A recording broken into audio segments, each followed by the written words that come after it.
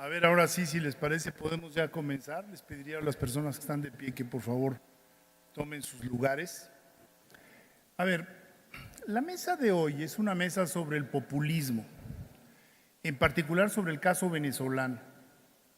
Sin embargo, el tema es un tema que no solo atañe a Venezuela y habría que cuestionarse si realmente lo de Venezuela es populismo o es algo todavía más grave.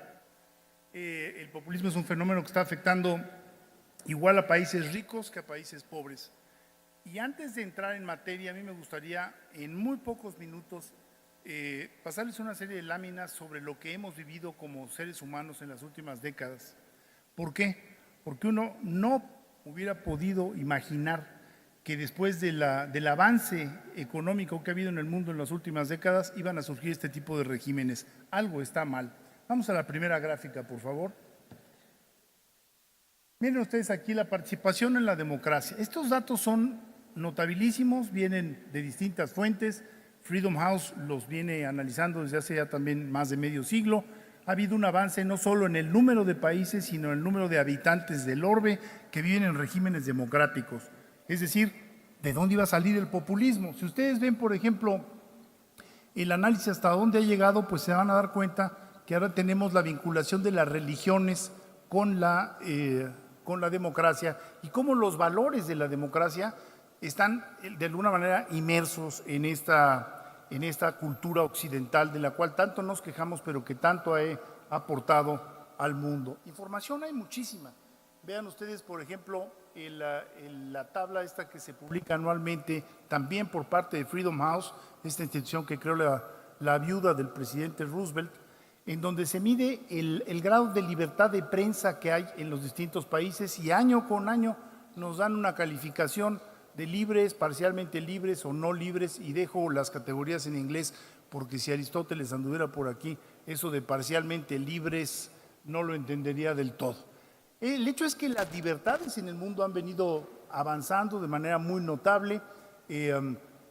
Y las personas, los seres humanos, los ciudadanos, hemos ido adoptando los códigos democráticos cada vez más. Y sin embargo, hoy estamos, insisto, amenazados por regímenes populistas o por proyectos de gobierno que son populistas. De ahí que no pudiera tener más pertinencia esta mesa.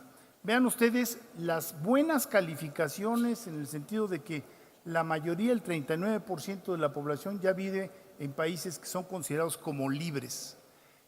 Parcialmente libres 25 y no libres 36. Sí hay entonces una masa crítica de personas que podrían inclinarse por sistemas autoritarios y esto queda clarísimo en esta gráfica en la cual pueden ustedes ver en la parte verde la convicción de que la democracia es el mejor sistema que puede haber. El gobierno autoritario está en rojo como una opción y da lo mismo en gris. Si hay un terreno, ojo, el pensamiento autoritario nunca desaparece de la faz de la orbe, incluso por ejemplo en países como Estados Unidos hay un 5 o 6% de la población que prefiere un régimen de mano dura a uno democrático.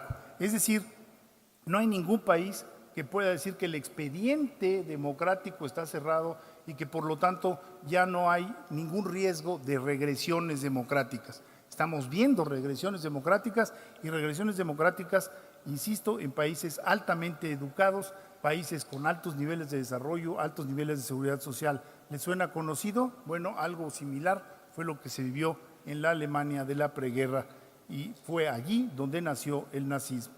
En nuestra zona tenemos, por desgracia, una larga tradición de dictadores y de cambios en las constituciones. De hecho, y está bien decirlo, aquí en Querétaro, el único país de América Latina que no ha cambiado su constitución en un siglo es México, constitución que fue promulgada y elaborada en el Teatro de la República en esta bellísima ciudad.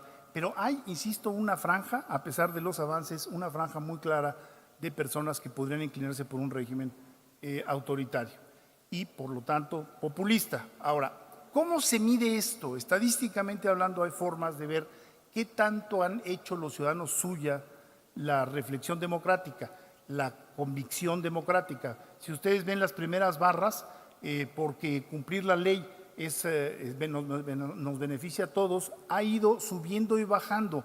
La gente cuando pasa por situaciones económicas difíciles a veces ya no está tan convencido de la democracia.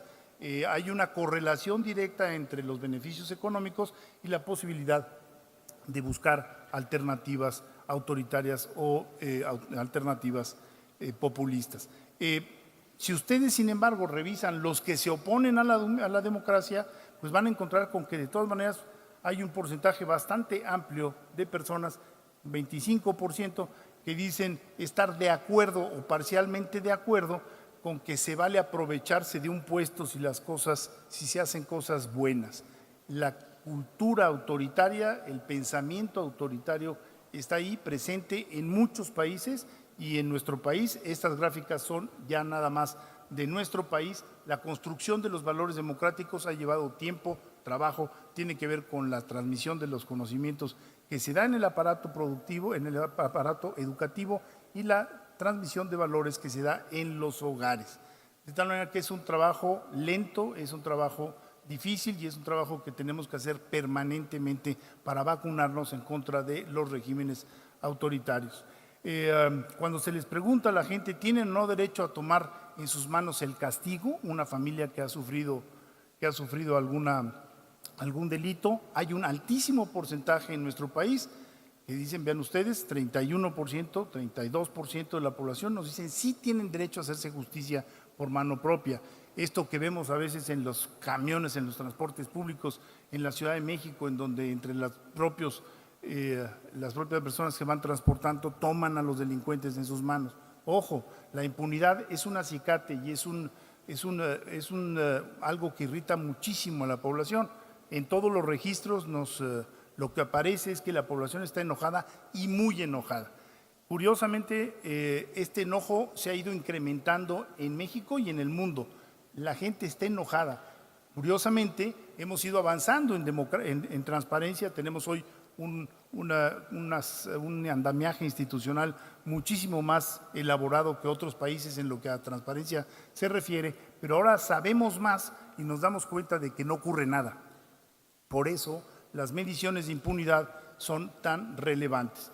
Y vamos avanzando, vean ustedes la economía mundial, el retrato de la economía mundial debería decirnos que los tiempos que tenemos enfrente son tiempos de prosperidad a pesar de las crisis como las del 2008-2009. Sin embargo, a pesar de esta riqueza creada, les recuerdo que en los últimos 25 o 30 años han salido 500 millones de personas de la pobreza extrema, sigue habiendo una enorme inconformidad con los logros. El PIB per cápita mundial ha subido y no hay satisfacción con las democracias. Entonces, ¿dónde está la explicación? Algo no cuadra, porque si ustedes revisan, por ejemplo, los datos de miseria extrema, estos son datos del Banco Mundial, si no mal recuerdo, del Banco Mundial, vean ustedes, en 1990 había casi 2.000 millones de seres humanos viviendo en pobreza, el 31% de la población disminuyó a 1.700, 987 y actualmente en el 2015 teníamos 702 millones de seres humanos viviendo en el orbe en pobreza. Yo no digo que sea una cifra alentadora, pero tenemos que admitir que hay una enorme diferencia entre los 2.000 y los 700 que tenemos actualmente. Y cuando ven ustedes por regiones, la única región en donde ha aumentado la pobreza es la región del África subsahariana.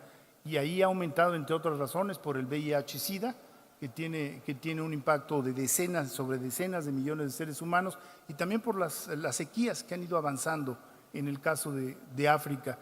Es dolorosísimo lo que está ocurriendo ahí, pero en el resto de las áreas del mundo la pobreza ha ido disminuyendo. Y la participación, que aquí está en la parte verde de los países desarrollados, se ha ido, dividiendo frente a la participación de los países en vías de desarrollo. Este es un mundo mucho más equilibrado. Cuando había una crisis, normalmente siempre volteábamos a ver cómo reaccionaban los Estados Unidos y cómo reaccionaba Europa para saber si íbamos a salir de las crisis. También Japón, eran como las locomotoras obligadas del crecimiento mundial. Ahora ya no es así. Ahora, para fortuna nuestra, tenemos otras economías como la China, como la India, que tienen un papel muy relevante en el crecimiento mundial. de tal manera que uno debería de esperar que todos estos beneficios se tradujeran en una, digamos, satisfacción por parte de las poblaciones, y esto no está ocurriendo. Al contrario, el enojo se ha ido elevando. Vean ustedes la disminución de la pobreza después de la Segunda Guerra Mundial. Se tradujo en un 15% de pobres que dejaron de serlo.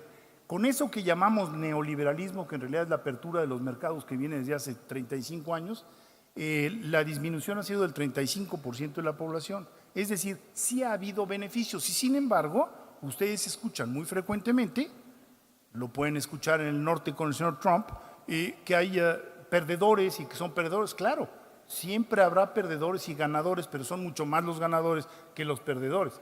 Y en ese sentido tenemos que explicarlo. Pero insisto en la tesis es que algo no está funcionando, en tanto que los medios de comunicación tienen menos credibilidad, tienen más credibilidad ahora que las redes sociales, lo cual también es algo que deberíamos de analizar, pero el término de posverdad nos está ganando.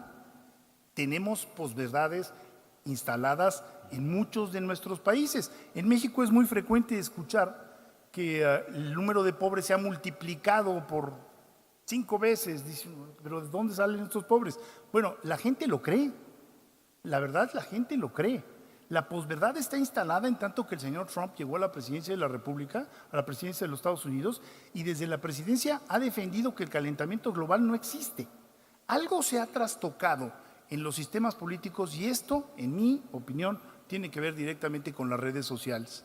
Mientras que los sistemas de representación tradicionales hacían que los partidos se confrontaran en el Parlamento, en los parlamentos, y se confrontaran con la academia y se confrontaran con diversos, digamos, referentes obligados, ahora tenemos a través de las redes sociales la multiplicación de muchísimos elementos o grupos de autorrepresentación, de tribus, como las ha denominado algún teórico, de tribus de resentimiento, que son capaces de desplazar las verdades demostrables científicamente por impresiones. Las redes sociales han sido capaces también de darle salida al enojo, pero no construyen absolutamente nada, de tal manera que tenemos que revisar la condición de nuestras democracias en función de esos nuevos aparatos, que están cambiando nuestra vida. Vean ustedes el desempeño de los países emergentes, de las economías emergentes, ese desempeño que está muy por arriba del desempeño de las economías avanzadas. Lo hemos hecho como seres humanos, no lo hemos hecho tan mal, y sin embargo nunca había habido tanto enojo, nunca había habido tanta diversificación en los criterios para atacar a las instituciones. No solo lo estamos viendo en Estados Unidos, lo estamos viendo en México, lo vimos en Argentina, lo vimos por supuesto en Venezuela, y hablaremos de Venezuela, y lo podemos comparar con lo que ha vivido México, y en ese sentido México ha tenido 36 años de un razonable manejo económico, pero no estamos exentos de que pueda haber, de que este enojo que ahora está muy exacerbado pueda llevar a un gobierno de tipo populista. No solo, insisto, en América Latina, también en Europa, las decisiones del Brexit que vimos el año pasado, si no mal recuerdo, y la corrección que están tratando de implantar ahora, nos habla de nuevo de una irracionalidad en la toma de decisiones por parte del elector, que antes tenía que tomarse el trabajo de leer los periódicos, tomarse el trabajo de debatir en su casa, y ahora pues lo tienen ustedes. La señora Le Pen estuvo a punto de ganar en la Quinta República Francesa con un discurso de extrema derecha, xenófobo, racista, estuvo a punto de ganar. Y la verdad de las cosas es que no triunfó gracias a la segunda vuelta, porque si no hubiera habido todos esos mecanismos, quedó en el margen de error. Entonces, todos estamos amenazados por el fenómeno, un fenómeno muy destructor, un fenómeno muy amenazante que debemos de analizar con calma. Hay mucha bibliografía, yo les sugiero en orden, muy interesante, este número de hace quizá un mes de The Economist, que se llama Los que se quedaron atrás, ¿Qué podemos hacer por los que se quedaron atrás? Sí hay perdedores, sí hay amenazas, por ejemplo, los cambios en la naturaleza del trabajo. No es nuevo. Cuando muchos de nosotros éramos niños había elevadoristas y había operadoras de teléfono, y ahora ya no existen las operadoras de teléfono ni los elevadoristas. El 43% o 44% de los empleos de Estados Unidos está amenazado, pero en los países subdesarrollados o emergentes el porcentaje es mayor, se eleva arriba del 50%, incluido México. Después me parece que es muy interesante este número muy reciente de la semana pasada de The Economist, que se llama lo que las redes sociales, la amenaza de las redes sociales sobre la democracia, en donde vienen precisamente los datos de cómo la gente dejó de creer en los sistemas de representación tradicional, pero ahora no creen en nada. Es el peor escenario, porque si creyeran en las organizaciones de la sociedad civil o si creyeran en los medios de comunicación, habría alguna esperanza, pero no se cree en absolutamente nada. Si sobre posverdad, si el tema de la posverdad les interesa, Leonardo Curcio y yo publicamos un par de materiales en la revista Este País hace 3 meses, en agosto, sobre un tema que cada vez está más en las discusiones. Y hace cuestión de un mes, quizá, apareció este libro sobre la tiranía de Snyder, en donde básicamente está dedicado al señor Trump, pero vienen muchos párrafos que vincularían las realidades de los países de América Latina con este riesgo de tiranías. ¿Quién lo hubiera dicho? Estamos en pleno siglo XXI y estamos amenazados por regímenes que son calificables de tiranías. Mil gracias, es una introducción, ojalá haya sido útil.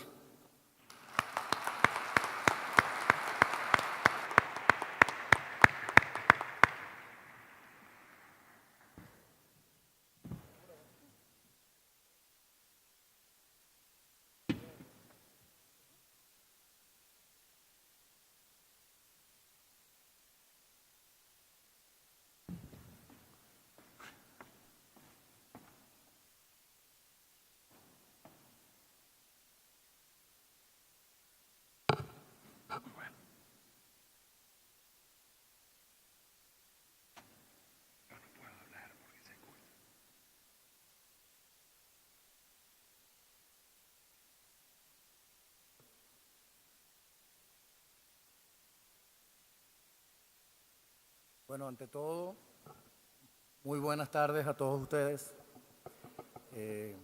Estimado Federico Reyes Heroles, muchas gracias por esa introducción que nos ayuda un poco a allanar el camino y ver y encontrar la brecha del caso venezolano. Por supuesto, agradecer a Gustavo y a Néstor y a todo el equipo directivo, el cuerpo directivo de nuestra hermana de la Federación de Cámaras y Asociaciones de Venezuela, Coparmex, por la gentil invitación a este encuentro en esta bella ciudad, que no hemos tenido la oportunidad de conocerla, pero que esperamos nos han tratado excelentemente bien el día de hoy.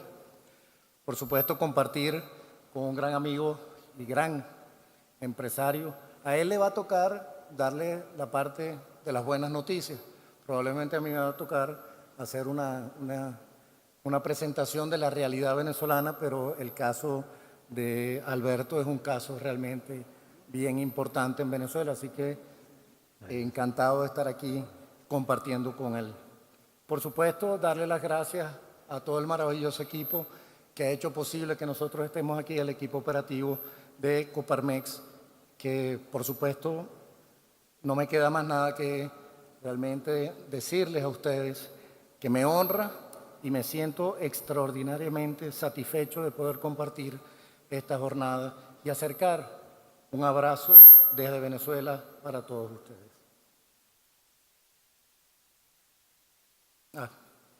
Tengo aquí tengo que llevar las dos presentaciones desde mi computadora y el apuntador. Así que me disculpan si de repente ando un poco descoordinado. Yo creo que mi presencia aquí con ustedes, no vengo a hablar en nombre de ningún partido político y yo creo que es importante aclarar eso. Acabo de bajarme, como digo yo, echando broma, de la montaña rusa de lo que es presidir un gremio empresarial, el Gremio Empresarial Nacional de Venezuela en estos momentos. así que tampoco puedo venir a hablar en nombre de las asociaciones empresariales. Simplemente vengo como un ciudadano empresario venezolano que definitivamente espero contar con la indulgencia por los sesgos interpretativos que pueda haber en un momento determinado con un complejo tema como lo que es el populismo en el mundo. Con ese riesgo, realmente asumo la responsabilidad. Ups, esto se ha ido adelantando, disculpen. Con ese riesgo, realmente vengo a asumir responsablemente el reto de definir como objetivo medular de mi intervención, precisar cuáles son los caminos que no deberíamos recorrer y que de hacerlo realmente nos conduciría inevitablemente al populismo. Yo creo que el caso de Venezuela debe ser estudiado sociológica y científicamente porque lo que sucede en Venezuela es perfectamente replicable. De hecho, México puede estar muy cerca de comenzar a transitar esa ruta tormentosa y tortuosa que me toca lamentablemente presentarles a ustedes el día de hoy. Así que podemos empezar a hablar un poco sobre el tema.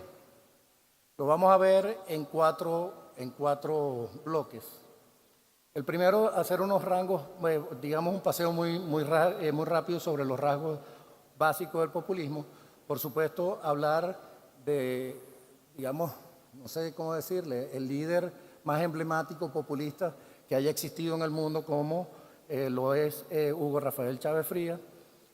Por supuesto, hablar del caso de Venezuela y aterrizar un poco en lo que nosotros los venezolanos deberíamos hacer, porque estamos conscientes de que los venezolanos somos los únicos que podemos encontrar los problemas en contra para neutralizar y salir del populismo, pero que definitivamente podemos también encontrar algunas ayudas de la comunidad internacional.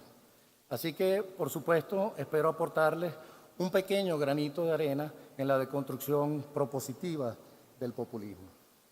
Entrando un poco en el tema, podemos empezar a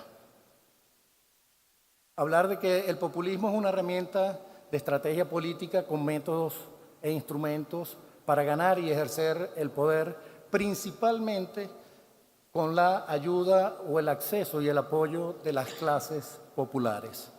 El populismo se presenta siempre como una respuesta que es inmediata, que es visible, que es mística y paternal, enfocada esencialmente hacia los que menos tienen. Realmente es una propuesta demasiado seductora por parte de todos los que incurren o transitan por esa vía del populismo. Por supuesto que nosotros en Latinoamérica tenemos los ejemplos, pero para lanzar al techo, como decimos coloquialmente en Venezuela, yo creo que tenemos innumerables casos de líderes políticos y de movimientos con vocación populista y que de alguna manera hemos sido los protagonistas frente al mundo de todos estos casos de populismo en el país. Se expresa realmente con un matiz realmente nacionalista a través de variantes socialdemócratas, también en variantes conservadoras y en variantes revolucionarias, de derecha, de izquierda. Ahorita Federico lo marcaba muy bien, que el populismo realmente tiene diferentes modalidades y no importa si es de derecha, de izquierda, o si son socialdemócratas o conservadores o revolucionarios.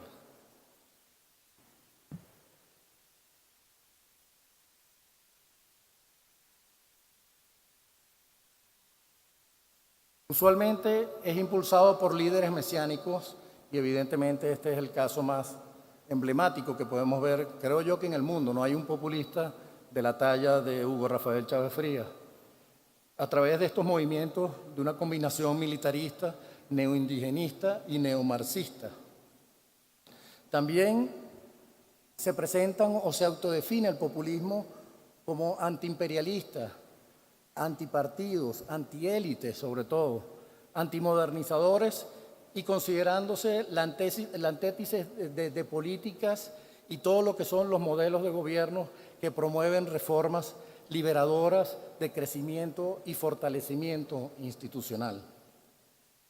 Los regímenes populistas se alejan también de procesos modernizadores e inserción de competitividad internacional en el mundo. Se expresan también normalmente como lo que yo he considerado una montaña rusa de emociones políticas que con esos ir y venir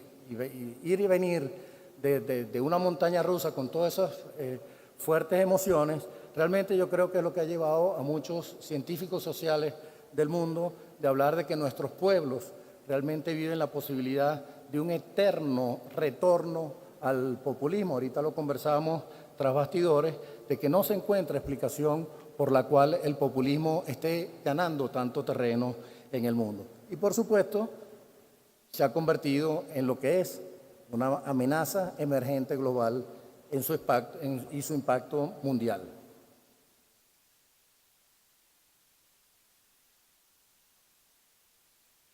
Si me pudieran conseguir un poquito de agua, por favor. Si me puedo acercar a dónde? Aquí. Okay. Si me puede conseguir un poco de agua. Por supuesto, ya en el mundo, en nuestro planeta, ya no nos ocupamos por el populismo neoindigenista de Evo Morales o probablemente el populismo neorevolucionario de Nicaragua, de Daniel Ortega, o el más particular, el que vengo yo a hablarles, el híbrido petrolero militarista de la era chavista. Aquí yo creo que podemos ver algunos ejemplos que ya también Federico apuntaba sobre lo que está sucediendo en el mundo. Tenemos ejemplos antiempresas, antimercados, con matices neorevolucionarios, antisistema, antiinmigración. Por eso es que nosotros la primera conclusión que podemos sacar es los peligros que está viviendo en este momento el mundo con este repunte de una tendencia muy marcada populista en todos los ámbitos mundiales. Pasemos un poco a hablar de este líder populista. Venezuela en los años, al final del siglo XX, termina de una forma, digamos, bastante convulsa. Por más de que venían unas reformas institucionales, se comenzaban a ver los primeros frutos. Estábamos como que en la cabecera de pista, listos para empezar a ir por un sendero de progreso y bienestar con los ajustes macroeconómicos, muy por aquello del consenso de Washington, de la mano del consenso de Washington, pero que no tenía ese arraigo popular, no había la confianza en las élites políticas y, por supuesto, lo más grave aún, la desconfianza de nosotros como élites empresariales. Nosotros como empresarios, y he aquí otro mensaje más que quisiera dejarles a ustedes y compartirlo con ustedes, es la responsabilidad que tenemos nosotros como empresarios de proteger nuestras democracias. Nosotros no podemos seguir en esa tendencia de proteger, si bien es cierto hay que preservar nuestras empresas, también no es menos cierto que debemos proteger a nuestros pueblos porque estamos llamados a eso. Por supuesto, en ese momento surge como un volcán en erupción Hugo Rafael Chávez Frías, con que Chávez resumía y personificaba la vocación caudillista de una tendencia muy particular nuestra en Latinoamérica y que servía como el acicate que reivindicaría la reivindicación social y racial de nuestro país. Él se definía incluso a sí mismo como el orgulloso cimarrón de mezcla india y samba, ofreciendo ese matrimonio cívico-militar que hoy por hoy domina un gobierno absolutamente dictatorial. Con esa mixtura ideológica sin mayores, digamos, profundidades.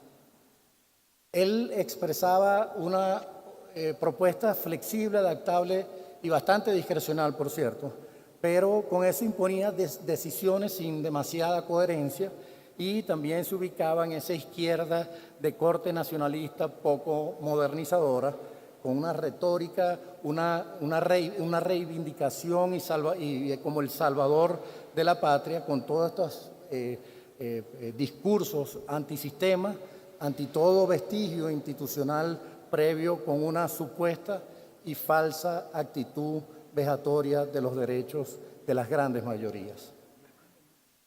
Por supuesto, el militar Chávez, devenido en político, se presenta con una extraordinaria capacidad para simplificar los problemas que abordaba y construía esos discursos sencillos que enfrentaba y polarizaba tanto a supuestos buenos y a supuestos malos, que le daban unas supuestas también soluciones frente a los problemas que enfrentaba la población. También mostraba una habilidad táctica, política, comunicacional. El poder de comunicación de Chávez era realmente bárbaro y brutal. Tenía un contacto muy directo con las bases, una energía. Cuando uno entraba en espacios donde estaba el presidente Chávez, uno sentía esa energía, que él copaba todos los espacios y no se le pasaba ni un solo detalle de lo que estaba sucediendo alrededor de él.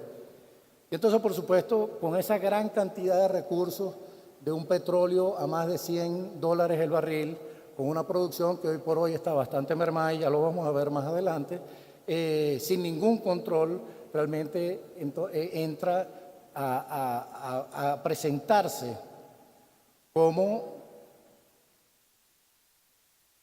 el Chávez que entiende la oportunidad de replantearse no solamente la solución de los problemas del país, sino también enfrentar, yo voy como que atrasado, enfrentar esa batalla por el reposicionamiento social de los excluidos y la lucha global contra ese gran monstruo capitalista. Y por supuesto entonces se presenta como el superhéroe que igual le da defender a Evo Morales del Fondo Monetario Internacional, como tratar también de reivindicar las luchas de Cuba, luego a lo que era toda esa retórica después de la caída del muro de Berlín, y que por supuesto también intentaba hasta enviar efectivo a Londres y a Nueva York para que los pobres no pasaran frío. Entonces, por supuesto, era ese superhéroe que él mismo se lo creía, y que yo creo que mucha gente también se lo creía. Podemos iniciar con esto entonces un poco lo que puede ser el caso de Venezuela, pero lo haríamos a través de estas dos grandes preguntas. ¿A qué nos hemos enfrentado en Venezuela durante esta etapa populista? Y por supuesto, ¿qué ha sucedido en nuestro país y cuáles son las consecuencias que hoy por hoy tenemos en Venezuela? Lo primero que tenemos que ver aquí definitivamente es esta línea. Esta línea es la producción petrolera versus lo que es el precio de la canasta venezolana. Como ustedes podrán notar ahí, parece un tobogán o una montaña rusa, el tema del precio del petróleo, y por supuesto cómo ha venido descendiendo nuestra capacidad de producción. De hecho, hoy por hoy hemos perdido, venimos de 3.2 millones de barriles diarios en menos de una década a tener una producción de 1.8 barriles diarios. Fíjense lo que ha sucedido con el tema de las reservas del país. Este gobierno ha dilapidado alrededor de 1.1 billones de dólares a lo largo de estos últimos 10 años. Eso es una barbaridad. Y por supuesto, hoy por hoy ya van a ver el resto de las variables. No hay justificación para que Venezuela esté como esté. Y que por supuesto también esto demuestra que no tiene tanto que ver la crisis venezolana con los embates que ha sufrido y que ha impactado por el descenso de los precios del petróleo, sino que básicamente el verdadero problema es cómo administra los recursos del populismo en nuestro país. Por supuesto, es un país con un desempeño realmente, ahí lo podemos ver, hemos tenido 4 años de decrecimiento y por supuesto seguimos yendo en caída libre en cuanto a lo que es nuestro crecimiento. Por supuesto, eso trae cualquier cantidad de problemas, porque hoy por hoy podemos decir que tenemos una economía totalmente estancada y deprimida en estos momentos. Se estima de que el decrecimiento para el año 2017 podría estar en el 12%, en el menos 12% de crecimiento en este momento.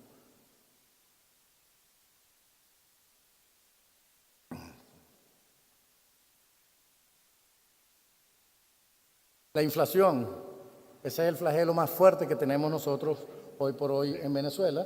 Se está calculando para este año 2017, más o menos 750% a 1.200. Ayer la Asamblea Nacional, a través de la Unidad de Estudios Económicos, la colocaba en 825% acumulada en este año. Por supuesto, esa no es oficial, el Gobierno Nacional no da las cifras oficiales, pero por supuesto sí podemos decir que estamos ya en las puertas o hemos abierto las puertas de esa hiperinflación que hoy por hoy tiene, que jamás la hemos visto o registrado en nuestra historia en Venezuela. A nivel de nuestros encadenamientos productivos, fíjense el drama. Desde el 2003 al 2017, nosotros hemos perdido el 60% de nuestro tejido empresarial. 12.500 industrias había, no hace nada, 5, máximo 8 años atrás. Y hoy por hoy quedan menos de 5.000 industrias. Lo peor es que esas industrias declaran estar más o menos en un 35% de producción o de su capacidad productiva operativa. De eso nos pudiera hablar mejor Alberto, que realmente es un caso bien impresionante de cómo ha sorteado cualquier cantidad de dificultades para poder crecer y para poder lograr los objetivos corporativos. Por supuesto, esa es la principal causa de la escasez en nuestro país. Aquí podemos también ver un poco, y ya tengo que ir acelerando, porque me disculpan, pero 20 minutos para explicar este drama es bastante retador, pero aquí podemos demostrar un poco la pérdida del poder adquisitivo. Fíjense que ahorita acaban de aumentar por quinta, sexta vez el salario nominal de nuestros trabajadores y la canasta está más o menos, ahí están unos promedios entre bolívares y dólares. Evidentemente tenemos que trabajar con otra de las distorsiones más fuertes que tenemos en Venezuela, que son las 3 tasas. Una tasa que es la DIPRO a 10 bolívares por dólar, otra tasa que es la DICOM, también oficial, a 11.311. Fíjense la brecha entre las 2 tasas oficiales. Y por supuesto la tasa libre, que ahí tuve que agarrar la que tenía en el momento de hacer la presentación, de 45.901,64 bolívares, pero que ahorita está en 50.000 en este momento. Si agarramos ahorita en internet y buscamos la tasa, seguramente ya sobrepasó la barrera de los 50.000. Pero fíjense ese dato, el salario mínimo es 3.89 a la tasa libre y 15,69 a la tasa oficial. Eso nos pone de que primero y principal, un trabajador para poder cubrir la canasta básica alimentaria necesita 22 sueldos nominales para poder comer, para poder tener un poquito de salud a su familia. Y de 8.5, porque el salario en Venezuela se compone entre salario nominal y un salario bonificado, que es lo que nosotros hemos llamado el salario integral, con unas bonificaciones fuera de prestaciones. Pero lo más insólito no es eso, sino que cuando nosotros tratamos de ver el sueldo diario, a partir del 1 de noviembre es 1.35 dólares por día que gana un venezolano. Y antes del 1 de noviembre ganaba 0.96. Las Naciones Unidas, en su informe del 2015, creo, de la pobreza, hablaba que salario de pobreza extrema era 1.25 dólares diarios. Quiere decir que nuestros trabajadores hasta el 1 de noviembre estaban por debajo del salario de pobreza extrema y ahorita están 10 centavos por encima. Y tendríamos que ver cuál va a ser la aceleración de su pérdida de poder adquisitivo. Otro de los temas fuertes que tenemos hoy por hoy, la salud en Venezuela. Cuando uno se pone a ver estas cifras, en el 2016 apenas, y esto en el 2017 ha empeorado, donde tú ves la insuficiencia de servicios hospitalarios está en 38%, que no existe esos servicios. En laboratorios un 95%, en medicamentos un 76% de carencias, los catéteres 87%. En fin, tenemos un 85% de falta de medicamentos. Los venezolanos hoy por hoy es horroroso lo que tienen que vivir para poder tener alimentos y medicinas en Venezuela. Se nos está muriendo la gente por falta de medicamentos y por falta de alimentos. Hay un aumento del 30% de la mortalidad infantil en nuestro país. Y muchos de los que están naciendo en este momento nacen con niveles de desnutrición porque sus madres están totalmente desnutridas. Y también tenemos una agradable noticia, malaria y enfermedades que teníamos totalmente erradicadas en un país rico como el que teníamos en otrora. Otra de las cifras sobre alimentación. Por supuesto, fíjense, en el año pasado el 88% decía que podía comer 3 veces, pero ya en el 2016, perdón, en el 2015, en el 2016 ya 32% comen 2 veces o menos. Eso quiere decir que comen una vez y un poquito más de lo que puedan encontrar. Yo les voy a pedir disculpas, no sé cómo estaremos de tiempo, pero todavía me falta, voy a tratar de atropellar un poco más, pero por supuesto no podemos explicar este drama sino a través de estas cifras, ¿no? 2.6 millones de hogares dicen que tienen alguno de sus miembros con algún programa social, pero fijémonos el diagrama el PAI. El programa que tiene el gobierno como su programa bandera es el 67% de los programas presupuestarios del gobierno. Eso quiere decir que es la herramienta fundamental de que le da fuerza al gobierno dictatorial porque juega con el hambre. Dios, 3 minutos, tengo que acelerarme. Juega con el hambre. Fíjense cómo hemos perdido peso, el 72% ha perdido 8.7 kilos de peso. Eso es algo bárbaro. Nosotros lo vemos a diario con nuestros empleados como cada vez se nos pone más flacos. Gente que se nos desmaya en nuestras instalaciones. La seguridad, la más alta del mundo, 455%. Tenemos de los índices más altos en el mundo es 6.9 y en Latinoamérica es 20. Nosotros tenemos un índice de 91. Vamos rápido. Por supuesto, la opacidad de las cifras, como les hemos dicho, y todo lo que tiene que ver con la formación de capital humano, que tal vez el proceso de descapitalización más fuerte que vamos a tener nosotros que pagar en el futuro. Nosotros tenemos 2 grandes facturas. Primero, la pérdida del talento humano y de nuestros trabajadores del futuro. Hoy el mundo habla de todo lo que son las tendencias del trabajo del futuro y Venezuela está perdiendo a sus jóvenes que no ven futuro en el país. Los tenemos emigrando por todas partes del mundo. Y otra gran factura es la desnutrición en nuestro país. Eso, por supuesto, trae fuga de talento y toda una serie de protestas producto que no hay diálogo en Venezuela.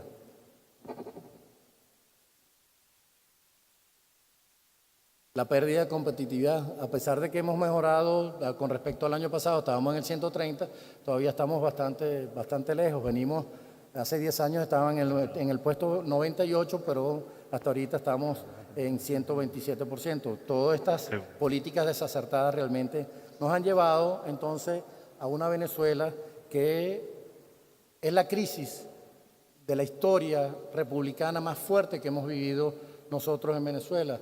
Un país donde no existen fronteras entre partidos de gobierno, fuerzas armadas y tampoco existe frontera con el poder y el Estado. Un país que está totalmente secuestrado y sin garantías institucionales.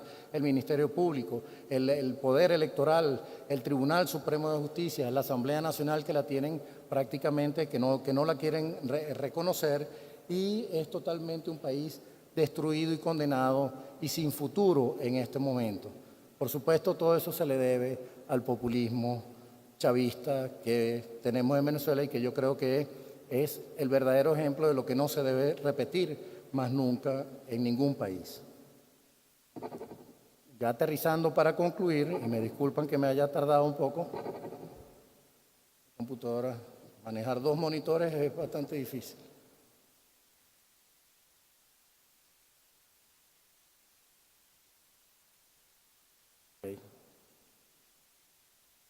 Por supuesto, el mensaje lo más esperanzador que uno puede decir, nosotros los empresarios no podemos o debemos negarnos a perder la esperanza. Yo creo que un país que pierda la esperanza realmente es un país que termina condenado para siempre a no salir de esas fosas que muchas veces nos hemos metido. Además que la esperanza es como que esa poderosísima fuerza que inspira y que mueve a todos los seres humanos y por supuesto que en ese conjunto mueve también a los países.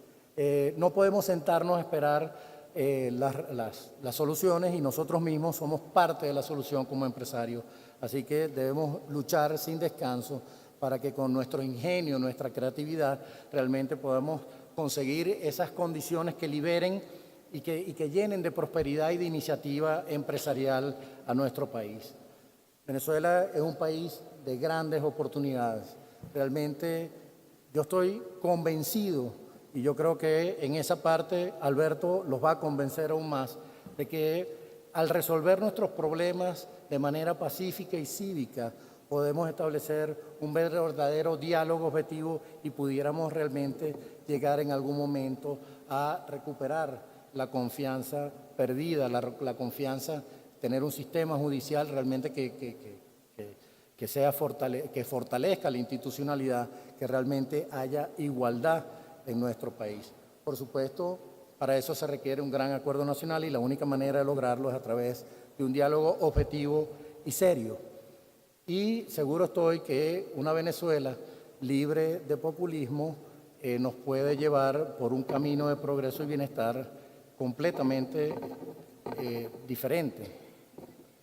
Yo creo que Venezuela, por más de que tiene unos momentos difíciles, también tiene grandes retos. Y los grandes retos siempre traen también consigo grandes oportunidades, que por lo general vienen acompañados de grandes mujeres y grandes hombres, y que gracias a Dios en Venezuela de eso sí que nos sobra y nos llena de orgullo y de mucha emoción. Con estos hombres, con estas mujeres, realmente vamos a lograr salir de nuestra crisis exitosamente y vamos a recuperar el sendero del progreso y bienestar de forma sostenible por varias generaciones. Muchas gracias.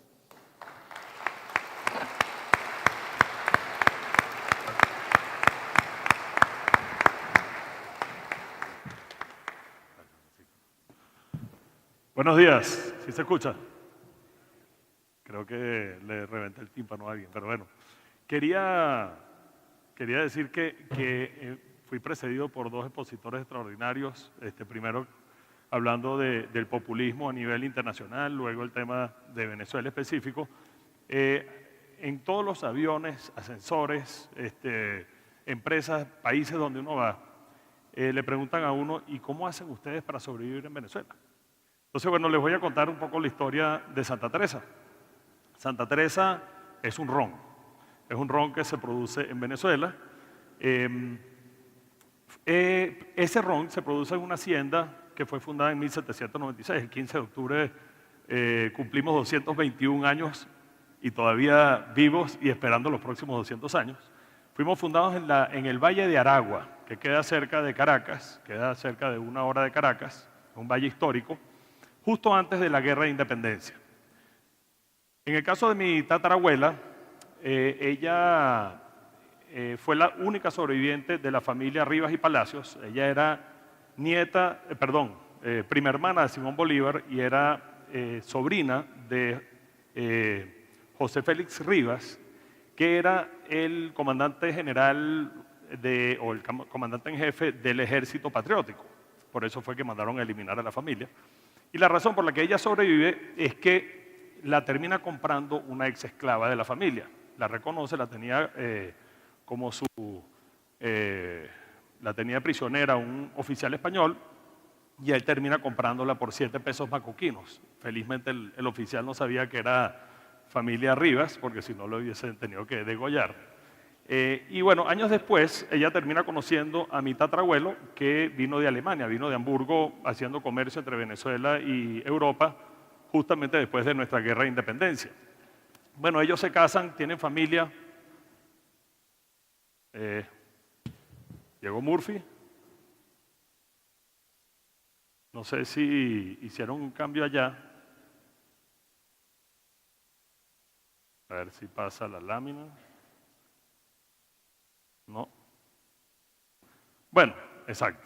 Entonces, total que ellos después de casarse, recuperan, rescatan la hacienda y desde entonces, han pasado 200 años, justamente para el año 96, nosotros decidimos celebrar esos primeros 200 años de una forma particular, evidentemente, con un ron muy específico.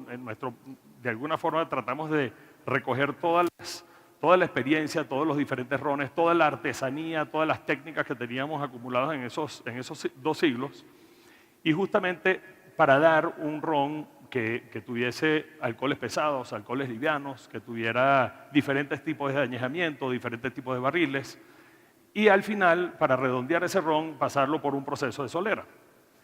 El hecho es que este ron, con este proceso tan complejo, lo que estábamos buscando era poder tener un ron que fuera suave, seco y balanceado. Ahora bien, esto lo lanzamos en el año 96 al mercado internacional. Yo recuerdo que los comentarios eran un poquito, vamos a decir, no contrarios, sino de sorpresa, porque no se homologaba el tema de tener un ron y que fuera super premium. El hecho es que apenas lo lanzamos, empezamos a recibir premios alrededor del mundo, empezamos a recibir críticas muy favorables. Esto, por supuesto, nos parecía muy bien, sobre todo después de haber estado cumpliendo estos primeros 200 años. Pero les recuerdo, esto fue finales de los años 90. Llega 1999 y llega Chávez al poder. Y junto con Chávez llega ese socialismo o ese populismo del que se estaba hablando, provocando una serie de reacciones en cadena. Empezamos a ver invasiones, por supuesto el tema de la escasez, la criminalidad que estaba hablando ahorita Francisco, y expropiaciones. Les doy un gustico de lo que fue. Exprópiese. ¿Este edificio aquí cuál es?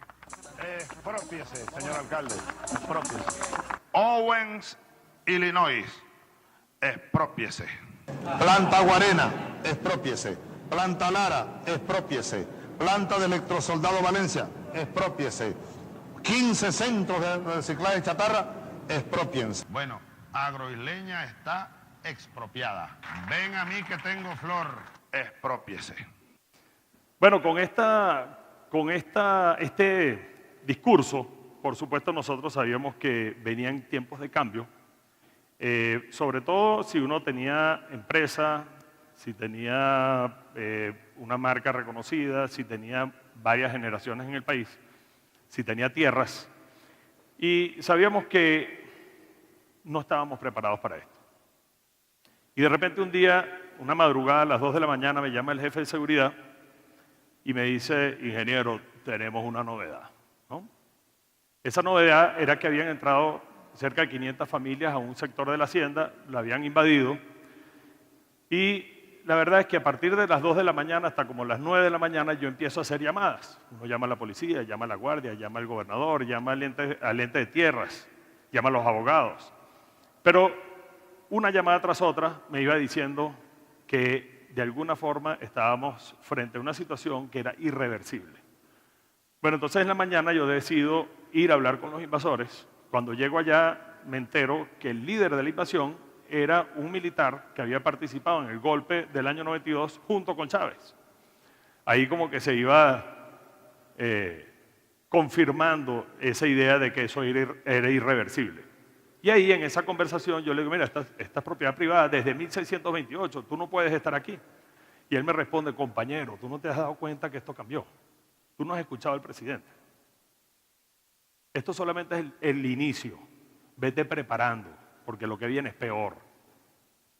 Y yo no me voy de aquí. Cuando él me dice eso, yo no sé, mi reacción fue intuitiva, o vamos a decir, fue una reacción, y yo le digo: está bien, tú me invades las tierras, yo te invado la mente. Y él dice: ¿a qué te refieres de invadirme la mente? Y yo digo: bueno, te voy a sacar el rancho de la cabeza. En Venezuela el rancho es como la chabola, ¿no? Tú lo que tienes es un rancho en la cabeza. El tipo dice: está bien, vamos a ver si es verdad. Y así empieza la relación con nuestro nuevo vecino. Esa relación se convierte en una relación de trabajo, porque parte de lo que yo decía era que si nosotros no participábamos en lo que se iba a convertir esa invasión, lo íbamos a lamentar aún más que si nos lo hubiesen simplemente quitado. Entonces, bueno, al final terminamos llegando a un acuerdo, nosotros aportamos las tierras y el proyecto urbanístico, los invasores aportaron la mano de obra, el gobernador, que es el señor que está ahí, aportó la infraestructura y juntos conseguimos el financiamiento para construir las casas. Bueno, años después terminamos con esta urbanización que se llama la urbanización Camino Real. Pero para mí, o en la compañía, nosotros decidimos que este era nuestro despertador. Esto fue nuestra alarma para decir despierta y reacciona. Quizás tarde, pero por lo menos nos sirvió. Y a partir de ese momento empezamos a decir de qué forma vamos a empezar a invadir, de pasar de ser invadidos a ser invasores, pero invasores con conceptos y con valores. ¿Cómo pasamos esa delgada línea roja? ¿No? ¿Cómo pasamos esa delgada línea roja y empezamos a invadir justamente, pero aquí, en los corazones y en las cabezas? Bueno, una pequeña anécdota. Por supuesto, esa relación de trabajo con el jefe de los invasores se convirtió en una relación de respeto.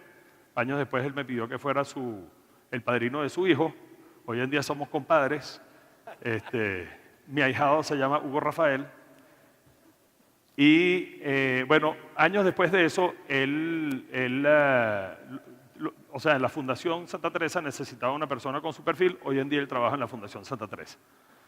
Parece mentira, de los conflictos muchas veces salen oportunidades también. Entonces el reto era cómo pasar esa delgada línea roja, porque si tú no la estás pasando, te la están pasando. Entonces ahí empezamos a meternos en temas de emprendimiento, temas de educación, temas de valores, temas de turismo, desarrollo de turismo, enseñar ciertas labores, pero nos dábamos cuenta que cada una de estas iniciativas era recibida con una pasividad extraordinaria de estas comunidades. Y nos hacíamos la pregunta, ¿por qué tan pasivos? Resulta que hay mucho temor. En una sociedad donde hay tanto temor, donde el nivel de homicidios era tan alto, en ese momento esta era la cifra oficial de 114, la cifra real estaba más cerca de 150 homicidios por cada 100.000 habitantes. Solo para decirles, Ciudad Juárez tuvo 160 en su peor semestre en la historia, ¿no? Entonces, por supuesto, la iniciativa no brota. Y además tú tratas de empujar la iniciativa y esa iniciativa no avanza. Entonces, frente a esta situación, porque además había otra cosa, estas comunidades estaban tomadas por estas bandas delictivas, no tomadas, estoy hablando del municipio nuestro, en Venezuela esto está pasando más y más. Y la pregunta nuestra no era, bueno, ¿qué tienen que hacer ellos? Sino empezamos a hacernos la pregunta, ¿qué pasa cuando nos pasa a nosotros? ¿Qué pasa cuando ellos pasen esta línea? ¿Cómo vamos a reaccionar? Y bueno, pasó un tiempo y de repente un día me vuelve a llamar el jefe de seguridad y me dice, en efecto, que tenemos esa crisis. Bueno, la crisis era que habían entrado 3 pandilleros, habían asaltado a un inspector de seguridad, le quitan el armamento, casi lo maten, casi lo rematan. Al final, ahí no hay policía a quien ir, a quien acudir, pero tenía que haber consecuencias. Yo le termino diciendo al jefe de seguridad, bueno, ve y busca a los tipos, él era ex policía, y después vemos qué pasa. Después de unos días de cacería, él consigue a uno, se lo entrega a la policía y resulta que la policía cuando lo ve dice, este tipo tiene 5 homicidios encima y deciden ejecutarlo. Felizmente estaba Jimmy y dice, un momentico, déjame pedir autorización, total que me llama, mira, ¿qué pasa esto? Luz roja, luz verde, tú estás loco, luz roja, ni de casualidad yo me voy a manchar las manos con un muerto. No. Ahí empieza toda una negociación muy complicada, al final él termina ganando esa negociación, se lo trae. Y en esa conversación conmigo terminamos con 2 opciones. Una opción era trabajar para reponer la falta. La segunda era, evidentemente, regresar a la policía. Él aceptó la oferta, empieza a trabajar, pasan unos días, el jefe de seguridad captura el segundo, resulta que el segundo era jefe de banda. Él también acepta la propuesta, él empieza a trabajar y a los días él me pregunta, yo lo que estoy viendo es que si nosotros nos portamos bien, quizás dentro de 2 o 3 años, dentro de unos meses, tú nos puedes dar un empleo formal. ¿Tú no crees que esta oportunidad se la podemos dar a unos 2 o 3 compañeros míos? Yo, por supuesto, estaba pensando, uno de esos va a ser el tercero. Yo le digo, por supuesto, nos ponemos de acuerdo en la reunión. Resulta que cuando vamos al lugar de la reunión que él había prefijado, que fuera seguro para ellos, nos enfrentamos con la banda completa. Eran 22 personajes de la banda La Placita.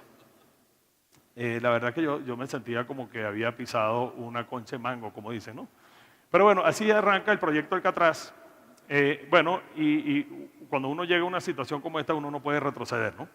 Entonces ahí empezamos a diseñar un proyecto de rehabilitación y reinserción, evidentemente con formación para el trabajo, con disciplina mínima, como, mira, se vive de día y se duerme de noche, por ejemplo, ¿no? Pero además de eso, formación en valores, educación formal, tratamiento psicológico. Por supuesto, el tema del deporte era fundamental. Mi hermano y yo somos jugadores de rugby desde niños, y además el rugby se define como un deporte de bestias jugado por caballeros. Estos tipos ya tenían la parte de bestia, lo único que faltaba era desarrollarle el lado de caballeros, ¿no? Entonces, empezamos evidentemente con el rugby, nos dio, además es un deporte de equipo, ¿no? Y bueno, todo esto iba fenomenalmente bien, hasta que faltaba un mes para que ellos ya salieran a la calle. Y en esa reunión de revisión mensual que teníamos con ellos, uno se para y dice, mira, ingeniero, todo esto está muy bonito, pero esto no funciona. Esto es la isla de la fantasía. Pero resulta que dentro de un mes nosotros salimos a la calle y si nosotros no regresamos a matarnos con los tipos del cementerio, la banda del cementerio, que es una banda mucho más famosa, nosotros estamos muertos. Y bueno, acaba de plantear el problema, ¿cuál es la solución? Matar todos esos desgraciados, ¿no? Por supuesto con otras palabras, ¿no? Y yo le digo, bueno, perfecto, opción 1, ¿tienes alguna otra opción? No, olvídese de eso, eso no hay forma de arreglar esos tipos, esos sí son psicópatas de verdad. Total, que ellos entran en una larga lista de todos los homicidios y crímenes horribles que habían cometido estos personajes. Nos vamos Jimmy y yo de esa reunión descorazonados, por no decir eviscerados, de esperanza. Y la verdad es que yo recuerdo que nos tomó como 2 o 3 días para recuperarnos, hasta que por fin yo le digo a Jimmy, mira Jimmy, ¿sabes cómo es la cosa? Si nosotros no entrompamos, nos van a entrompar ellos a nosotros. Si nosotros no nos metemos allá, ellos se van a meter para acá. Entonces al final yo termino convenciendo a Jimmy que tenemos que subir este sector. Este es un sector que no sube la policía, un lugar donde prácticamente el 80% de los homicidios ocurrían o aquí en este barrio o a partir de los malandros de este barrio. Yo recuerdo que le dije, mira, pana, lo peor que puede pasar es que nos maten, ¿no? De ahí para arriba hay un trecho. Entonces terminamos subiendo, y no cuento esa historia, pero terminamos reclutando esta banda, que era la banda del cementerio, eran 36, la verdad es que sí, eran mucho peores que la primera banda. Empezamos a trabajar con ellos por separado, y un día nosotros tenemos un torneo de rugby que hemos estado jugando hace 30 años en la Hacienda de Santa Teresa, y no lo había pensado, pero la noche antes del torneo, de repente pienso, oye, el primer equipo va a estar jugando, el segundo todavía no tiene el nivel para estar en el torneo. ¿Qué pasa si se meten los locos del cementerio y ejecutan a varios durante un partido? Por supuesto que dañamos el torneo. Entonces ahí decidimos de alguna forma darle un poquito de desinformación a las dos bandas, los logramos meter en un cuarto juntos. Por supuesto estos tipos llevaban más de 10 años matándose entre ellos, habían hermanos, familias, etcétera, de lado y lado, que habían caído. Entonces meterlos en un cuarto juntos, casi por sorpresa, yo no sabía que el otro grupo iba a estar, prácticamente hombro con hombro. Fue un momento muy, muy tenso y la reunión empezó diciendo, bueno, yo entiendo que aquí hay una enemistad entre ustedes, entonces yo quiero entender cuál es la enemistad. Por supuesto que en un ambiente como ese nadie va a hablar. Entonces esa presión, yo empiezo a elevar la presión, prácticamente insultándolos hasta que por fin se levantan 2 personajes que eran el patapiche, que está a la izquierda, y el gordo, que está a la derecha. Estos eran los 2 perfiles más duros de cada lado, los tipos más famosos de estas 2 bandas.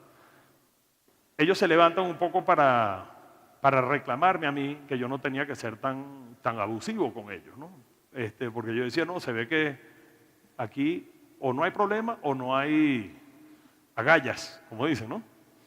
Y bueno, total que esa conversación después yo la llevo a un punto donde yo digo, yo sé que ustedes son lo suficientemente valientes para matarse. Yo lo que pregunto es que si son suficientemente valientes para perdonarse o para hacer las paces. Por supuesto que ellos dicen que sí. Y no cuento cómo sucedió, pero al final ellos terminan haciendo las paces. Se dan la mano, se ven los ojos y se dan una palabra, caballeros. Lo que no nos esperábamos nosotros era que a la semana, casi a los 10 días, empezamos a tener una cola, teníamos una cola de 6 bandas que llegaron en menos de una semana. Empezamos a recibir peticiones de bandas de todo el país, de cárceles de todo el país. Y bueno, a partir de ahí seguimos adelante, hemos reclutado 10 bandas criminales de alta peligrosidad. Ahorita estamos en el proceso de reclutar, creo que es la banda más peligrosa del país en este momento. Tenemos un proyecto de rugby de más de 2.000 niños en el municipio, que por cierto ha alimentado el equipo nacional, la selección nacional. Tenemos a 14 miembros de la selección nacional, son del proyecto Alcatraz, estamos metidos en más de 8 cárceles. Por supuesto, la tasa de homicidio en los primeros 10 años cayó de forma extraordinaria, estaba cerca de 150 homicidios a cerca de 12 homicidios por cada 100.000 habitantes. Pero para mí lo más gratificante ha sido en qué se han transformado estos individuos. Patapiche y el Gordo se convirtieron en Darwin Ospino y José Gregorio Arrieta, ¿no? Darwin Ospino, el que está a su izquierda, hoy en día es el jefe de seguridad de mi familia, y les puedo asegurar que mi familia nunca ha estado tan segura como está ahorita. Y el Gordo, José Gregorio Arrieta, es entrenador certificado nivel 3 en Argentina. Él es entrenador en Venezuela, tiene 7 entrenadores a su cargo, y todo ese programa de los 2.000 y tantos muchachos en el municipio y los 800 miembros de las cárceles, en las cárceles, justamente es el Gordo. Por cierto, este bronceado lo tengo hace 3 días, que se me olvidó la gorra en el último entrenamiento en una de las cárceles. Estos son ellos dos, que eran enemigos a muerte, en una presentación el año pasado en Nueva York. Y este es el hijo de José Gregorio Arrieta, que es que uno no sabe hasta dónde llega la cosa, porque este hijo ha debido ser también delincuente, probablemente muerto antes de los 20, hoy en día está jugando para la selección en Uruguay, tenemos a otros jugando en Perú, esperamos que eso siga creciendo. Y aquí les comento rapidito por qué el rugby. El valor más importante es ser caballero. Caballero significa que tú respetas tu palabra, asumes las consecuencias. El rugby es un deporte de caballeros. Nadie de ahí sabía lo que era el rugby. Nunca había visto un balón ovalado. Y era un poco chistoso porque ellos cuando tenían la pelota nunca me la pasaban. Y yo cuando la tenía, muy poco se la pasaba también. A veces la pasaba era por obligación. Se burlaban de sí mismos porque se les caía el balón o lo que sea. Y ahí justamente agarrábamos esos momentos y le decíamos, el rugby es diferente, señores. El rugby tiene que respetar al contrario, respetar a tus compañeros, respetar al árbitro. Si no respetamos al equipo contrario, ellos no van a querer jugar con nosotros. No existen goleadores como existen en otros deportes. Kobe Bryant hace toda la cesta, Messi hace todos los goles en el rugby. Tienes que trabajar en equipo porque si tú te vas tú solo, bueno, sales del juego fijo.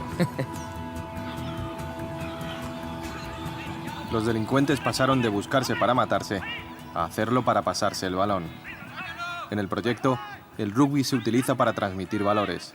Respeto, disciplina, equipo, humildad, confianza. Son términos repetidos como mantras. Los alcatraces han terminado por creer, como Folmer, en la trascendencia del rugby, en que practican un deporte en el que se produce una comunión casi mística. ¿Verdad? Para que ustedes tengan el balón, tienen que comunicarse, tienen que mostrarle las manos, porque ahí es donde tiene que llegar el balón. Entonces, cuando estén el que está recibiendo, aquí. No es desde luego la primera vez que Alberto entra en prisión, pese a los consejos en contra de que se siga poniendo en riesgo. Su deseo es crear un equipo competitivo allá adentro. Entonces, cuando lo ven, los presos ven esperanza. Y así el presidente, una compañía tan prestigiosa, metió ya con unos tipos que nadie los quiere.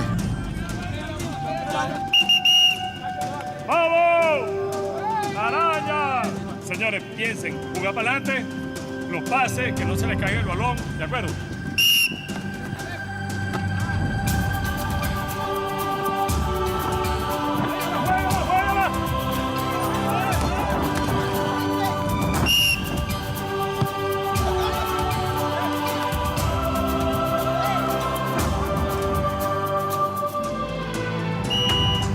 Cambiar a los malandros de dentro, como ocurrió con los de fuera.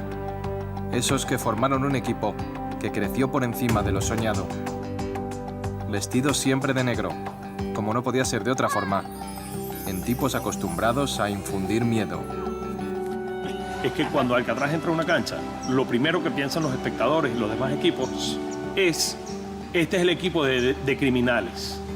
Ojo, mosca, cuidado. Cuando nombran Alcatraz, y Alcatraz está acostumbrado a la gente, no, malandros. El mensaje que ellos tienen que transmitir cuando están en la cancha es que no hay equipo de caballeros más caballeros que los de Proyecto Alcatraz. ¿Qué es un Alcatraz? Un hombre que quizá pudo pertenecer a una banda directiva. En ese mundo pudo hacer mucho daño. Si se convirtió en Alcatraz fue porque el proyecto le dio una oportunidad. Lo que hace el Alcatraz jugando rugby. Y es un orgullo vestir esa camiseta, es un lujo.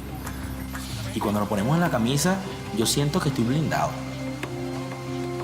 El gordo es el líder, el capitán. Si él se tira por un barranco, se lo aseguro que los 45 que estamos en el equipo nos tiramos. Ahora somos compadres, así como el Chino, que el Chino es como mi hermano porque juega al lado mío. Me ha tocado jugar solo, sin él, y me encuentro raro. Como creyó Alberto, el rugby demostró su poder redentor sobre las personas. Y después de agarrar el balón ovalado, a los alcatraces les crecieron alas. Porque nadie está preparado para caer. Pero el rugby te enseña a levantarte y a levantarte bien fortalecido. Para que hoy en día la sociedad que lo rechazaba en su mundo pasado no tenga nada que hablar de ese Alcatraz. Mira, muchas veces lloro. Lloro porque es triste todo lo que yo hacía. Nunca vamos a olvidar quién fuimos. Yo siempre trato de recordar quién soy ahora. El punto de comparación quizás es el nombre, que es el mismo nombre que entró y el que salió, pero son hombres totalmente distintos. Alcatraz es una cárcel y un ave. Yo me acuerdo que el ingeniero Alberto siempre nos decía, tú decides quién quieres ser. ¿Quieres estar preso o quieres volar como un Alcatraz? Y aquí estoy, como un Alcatraz volando alto, donde Dios me lleve. Saludos a mi gente, hermano.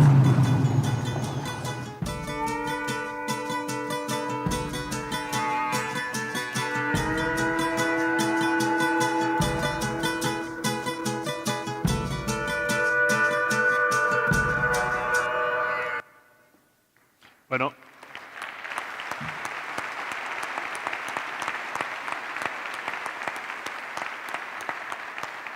gracias.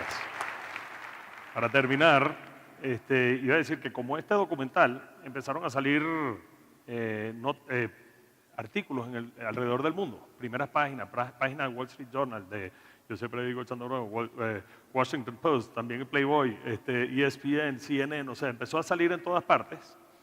Se convirtió en un caso de estudio en Harvard, que después, hoy en día se ve cerca de 30 universidades en el mundo, en escuelas de negocio. Empezaron a invitarnos a una cantidad de lugares. Yo estoy seguro que yo estoy aquí por Alcatraz, no por Santa Teresa, aunque quisiera que ustedes se fueran con Santa Teresa. Y ahí es donde nos empezamos a dar cuenta que no es la gente, el consumidor no solamente está buscando el qué, no solamente está buscando lo que tú haces, sino por qué lo haces. Y ahí es donde nos dimos cuenta que de alguna forma sorpresiva nos habíamos tropezado con nuestro verdadero propósito, después de 220 años, ¿no? Nos habíamos tropezado en un propósito. El propósito de la compañía hoy es justamente ser una herramienta de transformación y que la marca sea una fuente de inspiración.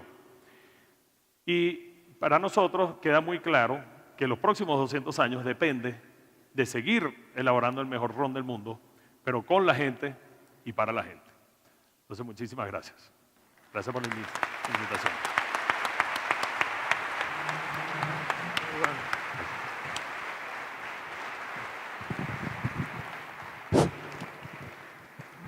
Bueno, yo creo que hemos tenido dos intervenciones muy diferentes o tres muy diferentes. Hay dos preguntas y ya estamos sobre el tiempo. Dos preguntas que creo que son pertinentes para los dos. La primera es, ¿qué impacto ha tenido la juventud o cuál ha sido el papel de la juventud en la experiencia venezolana? ¿Quién quiere comenzar con eso? Bueno, la juventud. No. Mira, yo creo que, a ver, la juventud,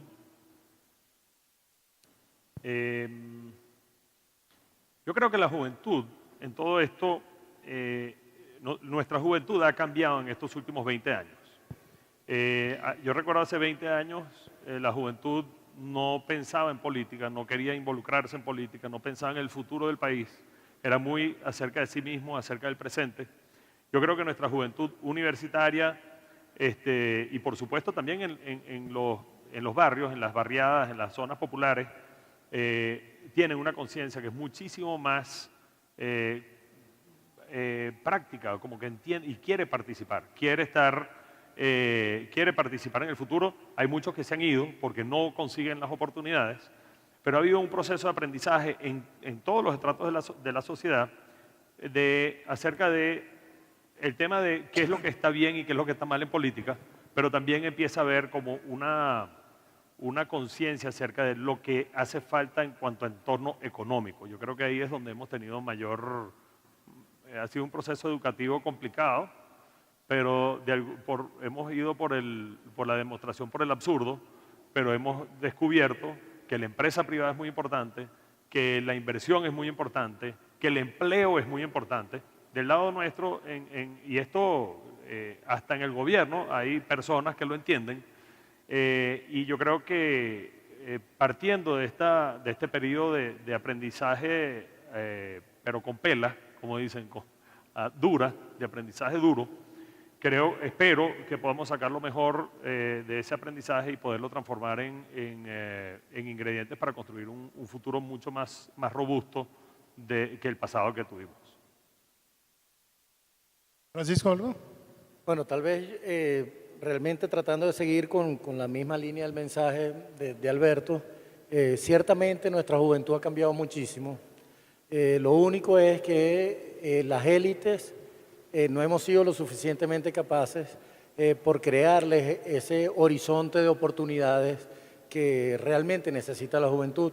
Yo les decía en la ponencia, o intenté decirles en la ponencia, el mundo está trabajando hoy en los temas del trabajo futuro, todas las tendencias del trabajo futuro. Se estima que el 30% de los niños del mundo que están entrando en el sistema educativo, un 25-30%, están siendo preparados para estudiar carreras que hoy no existen. Venezuela está completamente a espaldas de esos procesos. Cada vez nos alejamos más, cada vez la brecha, de hecho cada vez que uno viaja fuera del país, se va dando cuenta las brechas de deterioro de nuestro país y eso lo perciben nuestros jóvenes. Nuestros jóvenes están comprometidos e identificados con nuestro país, pero se requiere urgentemente crearles nuevas oportunidades. Nosotros no podemos seguir viendo morir, lamentándolo mucho a nuestros jóvenes en la calle, luchando por lo que por justicia les corresponde, de pedir un mejor futuro para el país. Y evidentemente tenemos hoy por hoy un gobierno que no entiende las reivindicaciones por las cuales luchan nuestros jóvenes, pero que definitivamente deben encontrar en las élites políticas y sociales ese eco que nuestros jóvenes nos están demandando en este momento en nuestro país. Bueno, la segunda pregunta tiene que ver con corrupción. ¿Qué tanto creen ustedes que la corrupción pudo haber influido en que llegara un régimen populista? Bueno, la corrupción es nuestro pan de cada día y yo creo que aquí sí voy a liberar un poco a Alberto, porque Alberto de repente tiene condiciones un poco más limitadas para poder expresar este tipo de cosas. Ya yo estoy acostumbrado a que el gobierno me vea como el general de la guerra económica, ya soy un general retirado, pero definitivamente uno está como que más acostumbrado a hablar de esto. Venezuela, Claudio X decía que México tenía los niveles de impunidad que no existen en ninguna parte del mundo. Yo no coincido y a la vez coincido. Venezuela, la impunidad es el pan nuestro de cada día. No hay país en el mundo donde la impunidad no sea lo que afecta cada vez más a los ciudadanos. Tenemos un gobierno, y me voy a atrever a decirlo de una forma muy dura probablemente, tenemos un gobierno de corte mafioso. Yo creo que el mundo no ha estado preparado para proteger a nuestras democracias cuando llegan a asaltar y a secuestrar el poder de un Estado en nuestros países. Y probablemente esa es la gran dificultad que tenemos hoy por hoy la comunidad internacional ante lo que son los hechos de lo que está sucediendo en Venezuela. Cada vez el mundo está más sensibilizado, pero a la vez tienen menos mecanismos para poder realmente luchar con ese flagelo tan fuerte como lo es la corrupción enquistada en un gobierno. Entonces, por supuesto, ese es el pan nuestro de cada día, ese es el flagelo más fuerte y hay que erradicarla a la mayor brevedad posible. Y yo los felicito a ustedes porque, por lo menos aquí en Querétaro, ya ustedes han dado un paso fenomenal que hasta uno lo ve con envidia sana, el hecho de que ustedes tengan ya un ente que luche contra la corrupción. De hecho, ya me dicen que tienen a 2 personas o a 2 gobernantes que los han culpado de sus hechos de corrupción. Yo creo que eso los pone a ustedes en una ruta que para nosotros nos da como que mucha envidia, pero el atacar la corrupción es la garantía de cualquier país para el progreso y el bienestar y el desarrollo. Sí, corrupción y impunidad en Venezuela. Bueno, yo diría que, yo decía, no, impunidad prácticamente no hay, ¿no? Porque es que no, o sea, para que haya impunidad tiene que haber unas instituciones que vayan detrás de los corruptos, ¿no? Y eso, por supuesto, no es el caso. Yo creo que al final la corrupción es cuando uno quebranta las reglas, y cuando uno quebranta las reglas, ahí lo que está quebrantando son instituciones. Y al final, hoy en día Venezuela tiene pocas instituciones que realmente se comporten como tal. Creo que el tema fundamental aquí es cómo, o sea, nosotros estamos en un juego de béisbol que le cambiamos las reglas, entonces el que está bateando dice, no, esta vez no son 3 strikes, son 4. No, es que no son 9 innings, yo necesito 2 innings más, ¿no? Y entonces uno siempre está cambiando las reglas. Y yo creo que ese es el gran problema que tenemos. Yo creo que vamos a decir, yo soy un optimista empedernido, y me encanta poder trabajar donde hay dificultades porque justamente ahí es donde están las oportunidades. Yo creo que Venezuela ahorita está llegando a un punto donde va a necesitar, o sea, la crisis, o sea, de alguna forma, ¿qué es lo que nos financió la destrucción de las instituciones? Porque al final eso fue lo que ha pasado en estos últimos 20 años. Hemos tenido o sea, yo siempre digo, si yo aquí donde produzco ron consigo petróleo, se acabó el ron, ¿no? Mucho más fácil, mucho más oneroso tener petróleo y te olvidas de la producción. Y yo creo que eso le pasó a Venezuela, subieron los precios del petróleo, teníamos unos volúmenes interesantes y por supuesto podíamos pagar cualquier tipo de lujo que nos quisiéramos dar desde el punto de vista político, el que fuera. Y se generó una fiesta y esa fiesta, después de la fiesta se acabaron los reales. Entonces ahorita, para poder volver a tener, o sea, vamos a necesitar regresar a las instituciones. Ahí es donde yo estoy viendo la oportunidad. Ahorita tenemos una ausencia de ellas. Creo que la gran oportunidad es poder participar en la reconstrucción de esas instituciones, de esas reglas, porque sin tenerlas es muy difícil atraer inversión, es muy difícil generar empleo, es muy difícil, ya no podemos depender de las importaciones. Importaciones, dicho sea de paso, subsidiadas, teníamos una economía totalmente subsidiada, donde un dólar valió durante años 1 centavo, 2 centavos. Y no lo digo por la gasolina, pero lo digo por el pollo, por el jamón, por la caraota, por cosas que uno podía producir en Venezuela y las importaba porque había un incentivo político, pero también había muchos incentivos económicos para quienes importaban esos productos subsidiados, ¿no? Con sobreprecios y qué sé yo qué. Entonces, a mí me gusta verlo del lado optimista. Yo sinceramente creo que donde entramos ahorita es en una etapa donde vamos a tener que reconstruir instituciones otra vez y reconstruir institucionalidad y condiciones para poder volver a invertir y volver a ver a Venezuela donde debería estar. Bueno, tenemos que cerrar la mesa, pero a mí me gustaría quedarme con esta observación de Alberto que me parece muy importante. El fin de semana estuve en Argentina en una reunión del Foro Iberoamérica y había varios expresidentes latinoamericanos y todos se lamentaban de cómo se había desinstitucionalizado Venezuela.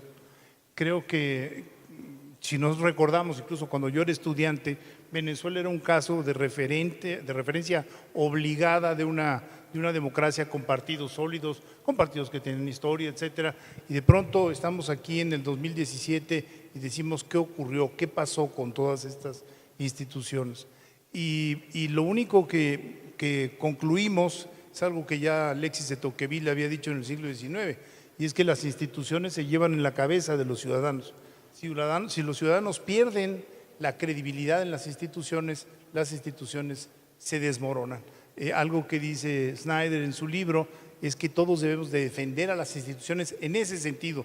No es tanto sacar una espada y ponerse un escudo y salir a la calle, como el hecho de creer en las instituciones y dar la batalla en las sobremesas, dar la batalla en las calles, dar la batalla con nuestros amigos, dar la batalla en todas partes de la necesidad de que esas instituciones prevalezcan. Porque si no, entonces no hay ni instituciones para producir petróleo, ni ron, ni nada, absolutamente nada, y los niveles de pobreza se disparan y por desgracia los pronósticos para Venezuela en ese sentido son gravísimos.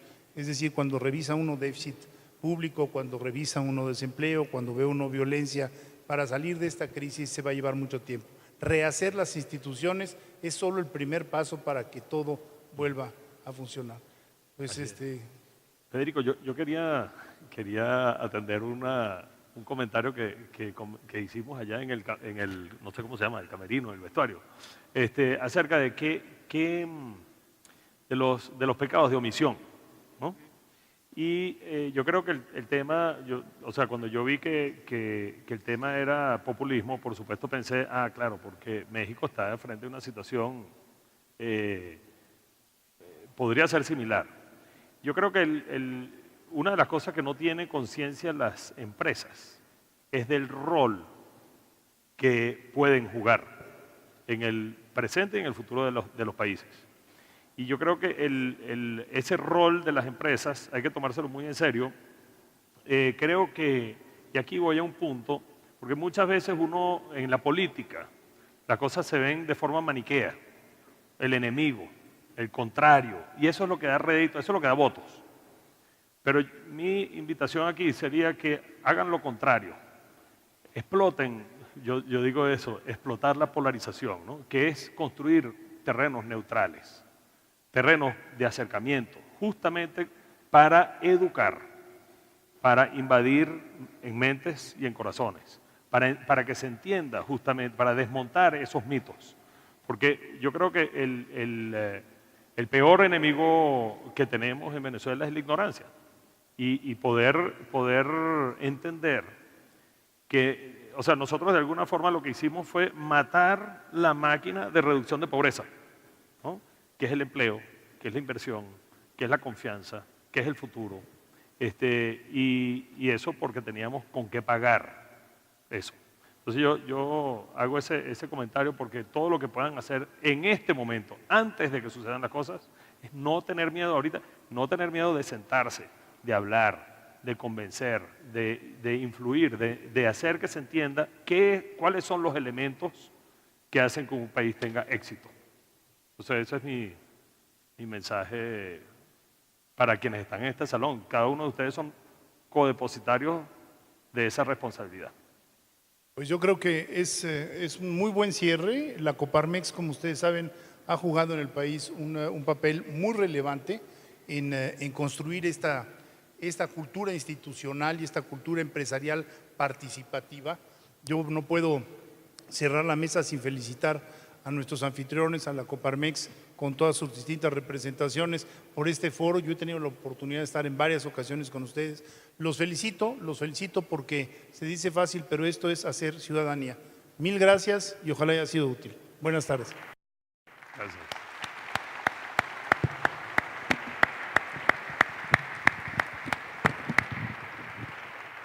Queremos agradecer a nuestros expositores y solicitamos hacerles entrega de un pequeño reconocimiento en agradecimiento por haber participado en nuestro encuentro empresarial Coparmex 2017. Muchísimas gracias por su presencia, Alberto Vollmer, Francisco Martínez y Federico Reyes Heroles. Muchas gracias.